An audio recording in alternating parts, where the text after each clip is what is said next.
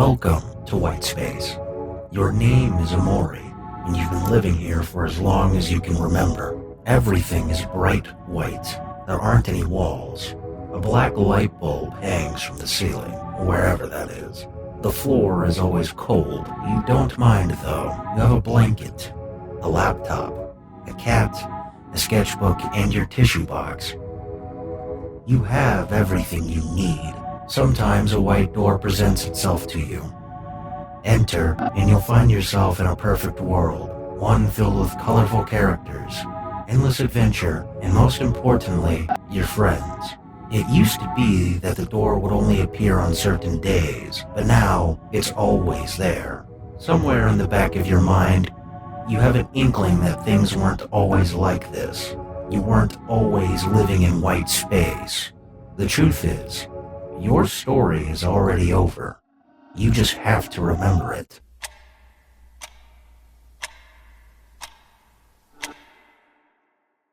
Even from that alone, I never expected what it was that I got. I went into the game completely blind, only seeing a little bit of a trailer.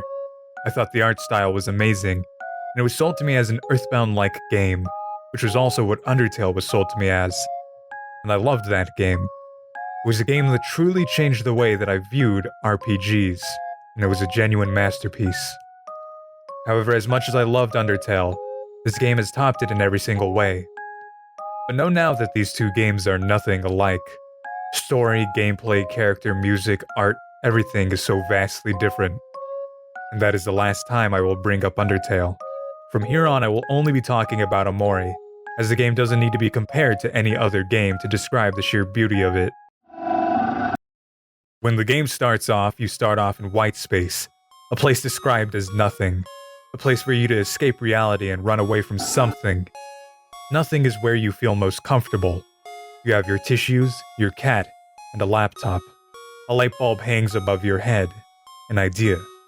Or is it something else? A white door sits in the background, the existence of an outer world, of reality, or the idea of it. Escapism. Escaping to your friends, to what you want to be the reality. A world of imagination. But before you leave, it's worth mentioning something. You should open your sketchbook, look through it, analyze those drawings and remember them. This won't be the last time you see this room, and it won't be the last time you see those drawings. Miwo is a cat that asks if you are waiting for something to happen. Well, are you? What are you doing sitting in nothing? What are you waiting for? What do you think will come from sitting in nothing and avoiding something? And why?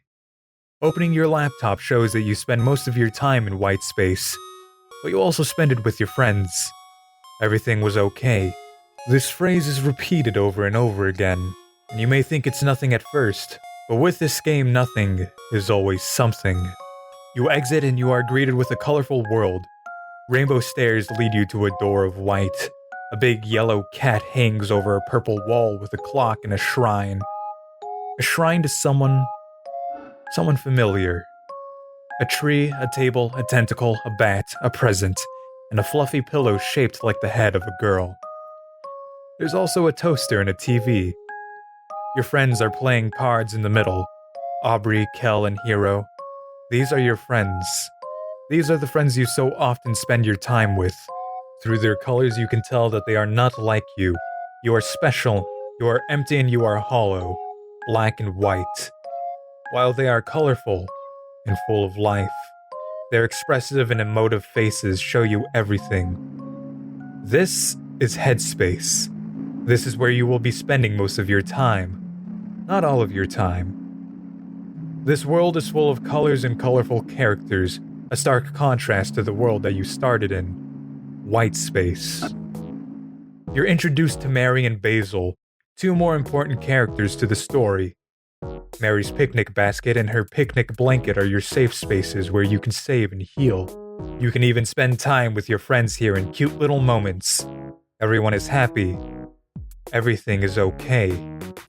Except it isn't long until something isn't okay.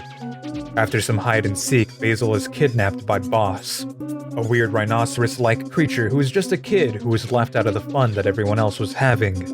and after saving Basil, you venture out towards his house, a shoe in the woods. He takes the photo as a memory, but it turns out blurry, symbolizing how this is a blurred reality that he is creating, that you're creating. After some fighting, some pictures come loose and you have to put them back together from memory. However, the game doesn't really expect you to remember, so it shows you where to put them. But remember what pictures were lost. This is the game sending you a red flag from the very beginning, with Basil dropping another photo, but this time, it triggers something inside him. A repressed memory, something he shouldn't have seen, something that he might have done. For a split second you see an image flash, a broken violin at the bottom of a staircase, and when you awaken, you're in white space. White, empty space. Without a door, without your friends, without reality, without a way to escape. A space for you to escape to nothing has suddenly become the very place that you're trapped. Are you waiting for something to happen? You open your notebook. There's something new. Something that stares at you with an eye. Something that will follow you. Something. The only way to escape this world is to stab yourself. These are all of our memories together. They're a little sad now. But we should be happy that they happened at all. Let's make some new memories together, okay? Awakening to reality, a less colorful world than before, but a more colorful world than white space. A boy sleeping in his room. His name is Sunny. You are no longer Omori. Your character is no longer black and white. You are a character full of color, with some life, but none behind the eyes. Your mother tells you she has left you some steak in the fridge for you to enjoy, and you decide to leave your room. Follow to your left and you'll find a room with a picnic basket, an empty one at that. It's a familiar picnic basket, but it's empty, as if its owner is no longer around to care for it. You decide to go downstairs, or at least you try, but you can't. Your character refuses, so you go back to bed only to be awakened by your hunger. The color has changed, the window glows red, the stairs are longer. You walk down the stairs until your fears take hold. Fight. Or run. You can't fight, you're too scared, but it calls to you, this creature at the bottom of the stairs. It reminds you how to calm down, telling you it's not as scary as you think. Who is it that this creature is? You eat some steak, you feel sick, you run to the restroom. Look in the mirror. Something is there. It follows. Your ears are filled with an obnoxious sound, knocking. The constant sound is driving you crazy, so you go to the door to see who it is. It's Mary. And when you open the door, a creature jump scares you. A woman with her mouth wide open in a t-shirt. That's not Mary. Or is it? You look in that same bathroom mirror as you did before and it's there. Who exactly is it? And what is it? When you return to the Headspace, Basil is missing. This is what begins your journey where you set out to find Basil. This is where I finally analyze the game in its whole. First of all, I want to add a second warning. I want you to know that this is not a retrospective. This is not a review. This is an analysis of the game and the meaning behind many of its deep messages.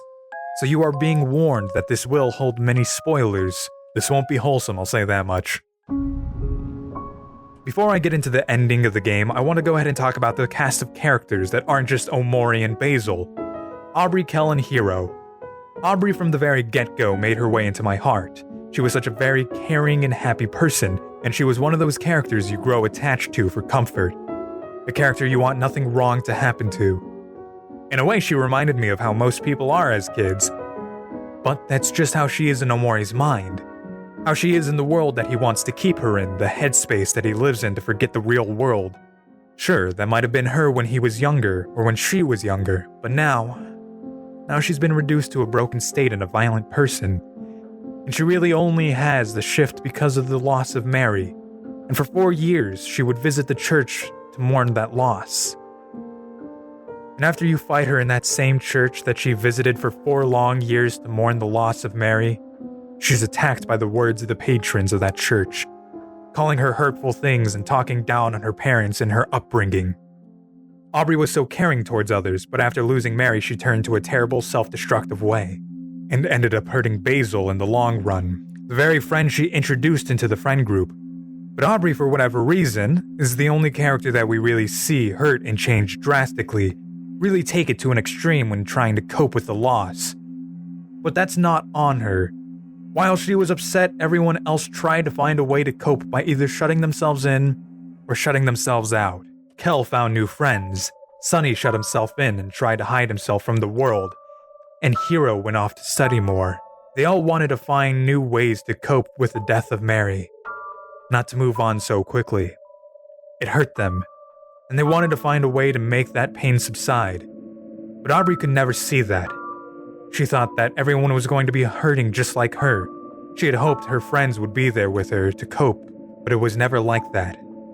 Hiro changes his career from wanting to be a chef to being a doctor because of his parents, and Kel is still Kel. Nothing really changed there as far as I can tell. But I do want to say that if it weren't for him, the entirety of the true good ending would have never happened. Kel is the reason you actually left your house and entered reality. That is, if you actually left your house. Maybe I'm just a little dumb and didn't notice anything. But other than that, he's a very important character. One other thing I'd like to mention is that on the first day when you're hanging out with Kel and you fight Aubrey, in that fight you pull out your steak knife and attack her with it. But notice how it is that Kel is taken aback by this. I mean, obviously he would be. You genuinely attack a human. You attack your friend. Or someone you once thought was your friend. And you do this with a real knife. And the reason for this is because for so long Sunny has been living in his own headspace. He's been living as Omori, where reality is all that he wills it to be, where he uses a steak knife to fight enemies. Because Omori doesn't quite understand reality, and Sunny hasn't quite figured out that he is in reality, and doesn't really quite process that a knife could genuinely hurt someone. That, and Omori is just a horrible version of Sunny, but in this moment, Sunny is both Omori and himself. You might not understand what I'm saying now, but you'll get it as I continue to analyze the game. What surprises me the most about the ending of this game, and what happened and all, is that you're given so many hints throughout the entire game about it, but you can so easily write it off as a weird trippy sequence of events, piecing together the fact that the headspace isn't more than your imagination, and your way of escaping reality isn't something that you think about because you're always so focused on the colorful world and the cute, wholesome moments. As well as the fact that every single one of your fears that you fight happens to have something regarding that situation. White space is described to you as a place of nothingness where you live. But white space is a way of symbolizing your self-isolation in an attempt to run away from the horrible sins that you've committed. You pushed your sister down a flight of stairs, killing her, and you knew you'd messed up. And when Basil confronted you, he asked for your help in staging her death as a suicide. He thought it was the only thing that could really save you. And that final thing that you saw haunts you and follows you as you turned around. Omori is not Sunny, and Omori is everything that Sunny doesn't want to be. Omori is self-destructive, dangerously toxic, and surrounds himself in nothingness as a form of escaping his past. Sunny doesn't want to be that. Sunny wants to face his fears head-on.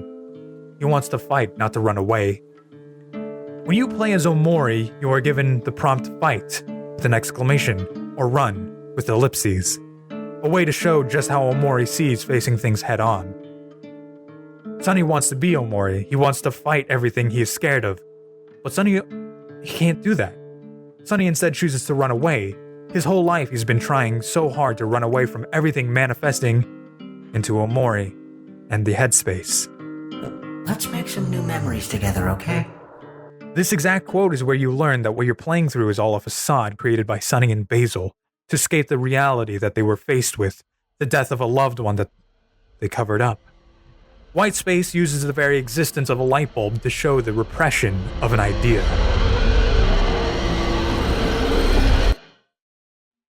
To be in white space is to be nothing. White space is emptiness, a home without warmth, a place to survive but not to live.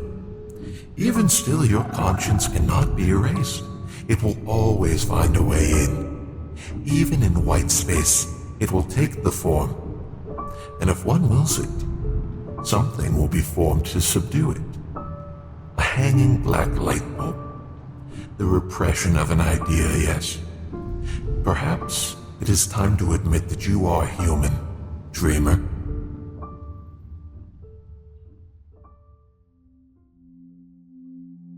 Before this world was created, there existed three great creatures. The oldest, the wisest, and the favorite. The oldest is alive, but not the same as he once was. Age has removed him of his Conscious, and he has evolved into a parasite within himself. He lives here, just beyond this cavern. The wisest, against her reason, committed an act that opposed the dreamer's will. It is an act that is not even known to me. As a result, she was stripped of her wisdom and banished to isolation. A special prison somewhere deep down. The last and favorite, the big yellow cat, was chosen to watch over the dreamer's most precious room. He remains the dreamer's favorite, even to this day, watching diligently, waiting for something to happen.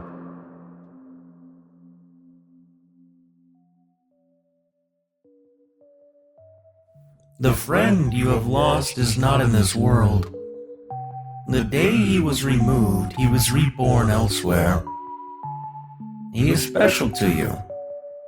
A string of fate ties you two together. He cannot leave that place alone. To retrieve him, you will have to remove yourself as well. But in a way that is natural for this world, for Headspace. This journey is nearing its end. You already know what you have to do, dreamer. To start, we must analyze white space. As I've already said, it's a place for Omori to escape his past and live in isolation. To be nothing surrounded in emptiness. A home without warmth.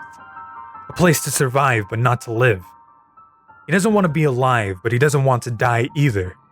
He indulges in self-harm because he lives in constant guilt, but he cannot erase that which wanes on his consciousness. It will always find a way to haunt him, and will continue to come back no matter how hard he tries. Even in the very room he resides in to get away from it, it will always find its way in. Guilt will always find a way back on your consciousness. You cannot escape it. Now when you're depressed, a black light bulb hangs above your head.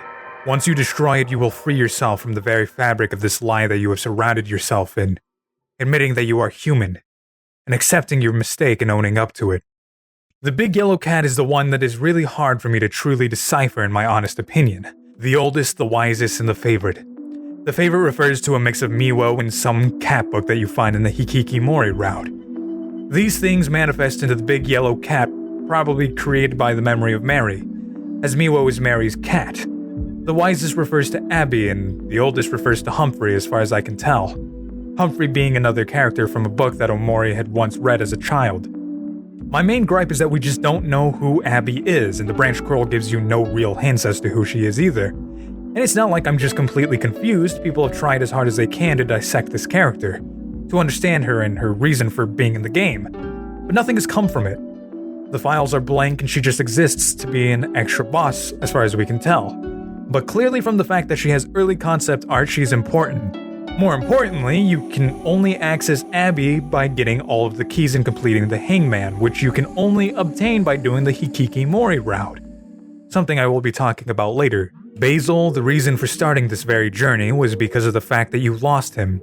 However, over time, you all have started to forget that that was what you were doing in the first place. In fact, by the time that you get to the underwater highway, you learn that you're not alone in having forgotten he ever existed. Having forgotten that this was your main goal. And even worse, in the abyss. Nobody can remember his name or his face or their reason for getting this far. They've all forgotten that Basil ever existed. Not of their own will, but of Omori's. Because Omori didn't want Basil there. He felt that if he continued to forget that Basil ever existed, he would finally make Sunny happy, and he would finally have a way of escaping his something. Escaping the trauma that he tried so hard to run from, to fight to ignore. And once he was removed from Omori's headspace, He was removed and reborn elsewhere, in the dark space, outside of Omori's memory, in a place where Omori's repressed thoughts and repressed memories live or die. He is special. He is the very thing that reminds you of what you did to Mary, and the very person who you trusted to keep this horrible secret with, and the same person who tried so hard to help you, but in a way that accidentally hurt you more than he wanted. No matter how many times the path is concealed, the flower boy will always find it. And your dear sister Mari, she will always guide you to it. The end of this journey will lead to suffering, but if you do not face this, you cannot continue. The path to the past, and the memory that ties you together, and your guide, the traumatic memory of your sister. She will continue to show up and remind you. Only her and Basil know what you've done, and only you and her know what Basil has done, and only she could carry it to her grave. The end of this journey will lead to suffering, but if you do not face this, you cannot continue. You hear these words before you enter the black space. You hear these words to warn you that what you must do is find acceptance within yourself. If you are unable to, you will not be able to continue. You will only find yourself dead. Suicide routes follow if you do not accept your mistakes. You know what you have to do, dreamer. In a natural way for this world, you must destroy the headspace that you've lived in for so long, and you must accept reality and forgive yourself. And if you don't, you will be doomed to repeat this cycle over and over, living in nothingness, in white space, repressing your memories, and running constantly, never accepting your past. After obtaining the F key somewhere after the beginning of the game and returning to the real world, Sunny can choose to completely ignore Kel and go about doing chores in his house. From what you learn of the normal route, Sunny had already been living in self-isolation after Mary passed away. For nearly 4 years, in fact. At least that's what I gathered. I could be wrong. So every single day that is supposed to be spent with Aubrey, Kel, Hero, and Basil is spent in your house doing chores and ignoring your friends. Headspace has some huge changes, such as some new areas and some new quests, some new characters and some new dialogue. But we're not talking about all these little changes and everything that happens in it. But everything that does happen in it is very painful. For instance, in the very beginning of the game, you have a cutscene where you all group hug with Basil, and then he gives you a flower crown for always being such a great friend and always being there for him. This isn't reality. This is Omori's headspace, and despite ignoring his friends in the real world in order to run away from the very thought of the pain that he caused them, he creates them to be so accepting of him, and so happy to have him around, so friendly. But note that I said that this is the beginning of the game. The only way to unlock the Hikikomori route shows itself after the beginning of the game. So how does this part happen? The cycle repeats. That's the point of the Hikikomori route. The more that Omori chooses to ignore his reality and push it down, the more that the cycle continues to repeat, and he will continue to run away from his past and run away from owning up to his mistakes. And in the end, everywhere you go, something follows you, that constant guilt that Omori continues to run away from. Every door, everywhere, it will follow you, even in his sleep. It's truly terrifying, and in the very end of it all, Omori eventually kills himself by stabbing himself the exact same way that you do in order to wake up from white space. In order to wake up from the very place that you built to escape the truth. But you can't escape it anymore. And so you end it all. One of the other things that I find cool about the whole thing is that going back through it, you never fight your fears. Because that was something for Sunny to do, in order to face his biggest fear of them all. Acceptance.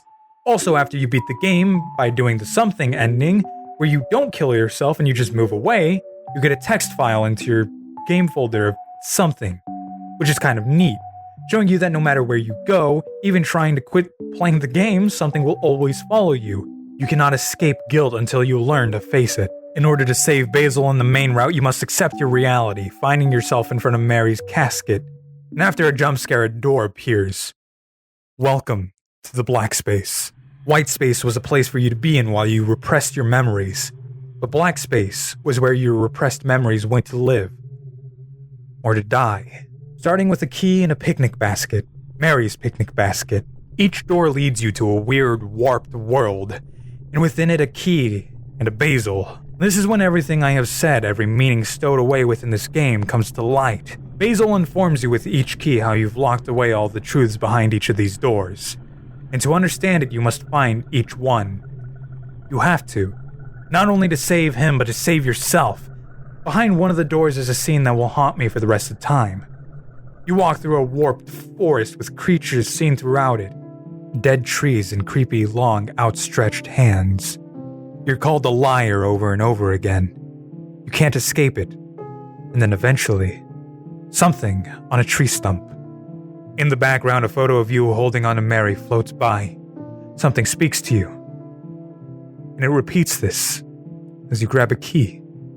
Something is what Omori saw as he walked away from Mary hanging from a tree.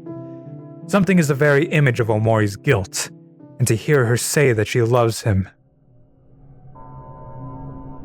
Our friends who have suffered because of us. Can we still call them friends?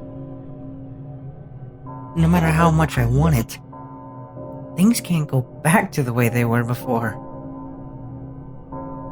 But why does part of me still cling on? Is there still hope left for us, Sonny? The fear of learning to accept your mistake and confronting your friends to tell them that you're responsible for their suffering is a burden that no one person should ever have to bear, let alone two. Is it fair to continue being friends with people who are in complete despair because of you, who are hurting every single day because of what you've done, regardless of it being an accident? Is it fair? At this point, you no longer need to continue opening doors to search for the keys. You will be given the ability to walk through a door glowing red, but I must warn you. Once you go through that door, there is no going back. You can't see the other things hidden beyond each of these doors. And believe me, there are still things that are worth exploring. Things that really hammer home how it is that Basil felt, and how you treated him after the death of Mary. And it is fair the way that you treated him, because you shoved him away.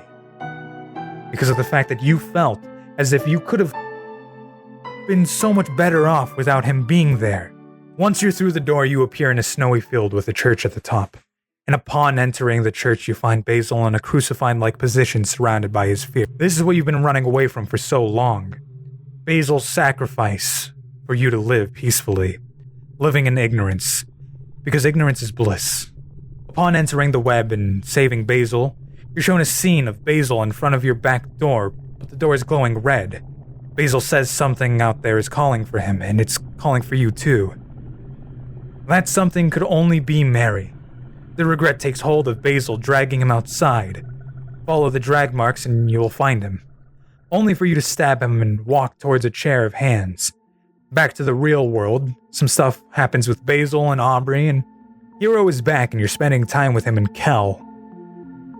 Aubrey is forced to go to apologize by Hiro and Kel, and you go with them. After some time, you come to his house to find he's locked himself away in his room, and you stay the night to make sure he's fine. But you wake up in Whitespace as Sunny, where you find Omori. And this is where you take the light bulb and you destroy it, destroying the very fabric of Whitespace, freeing yourself. Afterwards, you have to fight something, the symbol of guilt in this game. Fight and run are now changed to fight and run. Sunny wants to run away. He doesn't want to face his fears and his guilt, as I've stated before. After fighting your fears, you find Basil under a tree who tells you that the truth of that day will be hard to accept. When you see it, you have to stay strong. And trust me, trying to stay strong was the hardest thing. It was probably the hardest hitting thing in this entire game.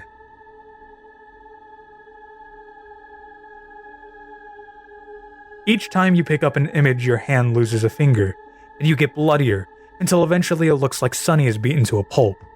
And after each image is retrieved, a set of fingers pointing to the center follows you, showing his fear of blame, even if it is his fault. It's not entirely. He is scared of people hating him for what he's done, even if he regrets it and he hates himself for it. And then, there are more pictures. And once you get to the tree with the noose, you are given the whole story, and you find what something was this entire time. And like I've said, it's guilt. If you wake up and go back to sleep, Basil will have killed himself. However, if you go to Basil's room, you will have to fight with him, because guilt will have been eating away at him, and he can no longer take it, resulting in you losing an eye and waking up in a weird version of Faraway. Arriving at your house, you interact with Basil, and upon entering your house, you can find Mary on a piano. Later, you see that the door, the dark space that you have hidden away from yourself, has finally appeared, allowing you to enter it, and allowing you to find your broken violin in a chest. Now you walk down a lonely road. You go through the memories of the pictures that were in Basil's photo album. But speaking of which, remember when I told you about the photos that fell out of Basil's album before? They were all photos with Mary in them, except for the blurry one. And these are white tulips. Tulips aren't very flashy plants. They're not too big or too small, not too elaborate or flamboyant. If I could put it in another way, I guess I would say that they're comfortable. Simple, modest, and perfect. Just like Sunny. This quote is one that I think is worth dissecting. What I didn't mention about Basil is that he's the one who came up with the idea of taking Mary's body and making it look like a suicide. Okay, maybe I did mention that. Now, this isn't something that the game outright tells you. In fact, in order to find this out, you kind of have to dig through the game's files and look at the pictures that come with the true ending. Remember how Basil has all of these pictures in his photo book and they have little descriptions that go along with it? Well, it turns out from the game's files, there are little descriptions that go along with all of the pictures that you pick up in the ending. It is learned that you were angry because of the fact that you continued to practice over and over again, and you still felt like you weren't getting any better. A child's mindset. You try to leave the conversation out of anger, but Mary won't let it go, and in a fit of rage you push her and she falls down the stairs. At first it's panic, then it's desperation, disbelief, anguish, guilt, hopelessness, and then betrayal. Remember when you start off in white space and when you open up your laptop? Every single activity you did ended with "everything will be okay," a phrase that you might have caught me repeating throughout this video, and a phrase that Omori repeated to himself. A phrase that Basil repeated to him. Basil tells him this, telling him that the only way for him to get out of what he did is to stage her death as a suicide. Basil thinks he's helping. Until a friend who helped me with the script told me about this, I misinterpreted Basil's words. I constantly thought that when he said, "I hope you forgive me," he was only ever referring to Mary. I felt that each time he said this, it was him apologizing to Mary for what he did. But he was only ever apologizing to Sunny for giving him the idea of staging his sister's death. Basil knows that Sunny was innocent. That's why he describes him as a white tulip. Why it is he constantly says that he's a good person. Why he says that there's no way that you could have done it. Basil also has a something, a thing of guilt that continues to follow him wherever he goes. What looks to be a root of a tree or something, always underneath him, and this is because Basil sees himself as the reason why everyone is in hurt and is in pain, because of all the lies that he had to tell in order to protect Sunny, because of what he did. And on top of that, you might notice that Basil is very anxious and doesn't seem to be with anyone in the group, unless it's with Sunny. And this is because of how he feels, how he too is trying to run away from his own guilt, and without you there to be with him, he has nothing. He has no one, and you've abandoned him when he trusted you the most. After you've finished revisiting every single memory you have, you are brought to the final one, the concert you were supposed to play with your sister. Hearing the violin was enough to bring a tear to my eye, but seeing Omori break down after was the most heartbreaking thing. And then you're back in white space. Sunny versus Omori. The second that violin kicks in, I felt a shiver go down my spine. You fight yourself because you have finally decided that it is time for you to accept your past and own up to your mistakes. This is the final battle. You can't let Omori win. Omori is the very being that you've tried to repress. He is the very being that you've tried to change yourself not to be. He is your past self, and he is your toxic self. As you cherish, you remember everyone. You remember what they all said, because friends are supposed to be there for each other. So if you just told them what you did, if you just told them it was an accident instead of continuing to run away, they can't just toss you away, right? All while you fight Omori, he tells you that you're just selfish, that you are a failure, that you killed Mary. She loved you and you killed her. Kel loved her, and you killed her. Aubrey loved her, and you killed her. Hiro loved her, and you killed her. You loved her, and you killed her. These words hurt and you eventually lose. A game over screen and a choice. A choice to either continue or to give in. Continue and win. Don't let Omori take over. If you do, the only way to truly escape the guild is to kill yourself and end it all. But you don't succumb. You play your violin and you beat Omori. A scene will play of all the memories of the time that you spend with Mary, with your friends, until the bitter end. A duet with your sister who is no longer there to be with you. And what I love most about this song is that the violin is not perfect. It wavers with a shakiness nearing the end. A shakiness that isn't necessarily there throughout the entire song. The shakiness comes in nearing the end because Sunny misses his sister. The shakiness is where his feelings finally come in. The sound of a bow sliding off the strings, of an ending that isn't perfect. This could also be that Sunny was young and he wasn't great at the violin, which is what caused all of this to begin with. But even then, the timing of where it is, where it shows up, feels like something else. And you hug Omori, and he disappears. You walk off to a door, bowing before you exit. And when you wake up, you're in a hospital. You've lost your eye, but it's going to be fine. Everything is going to be okay. And you walk towards Basil's room where you confront your friends and tell them what you did. And if you watered all the plants, you get a secret ending where it seems that both you and Basil have finally confronted your somethings, and they both disappear. Your years of running away are finally over. And this was the entire point of the game.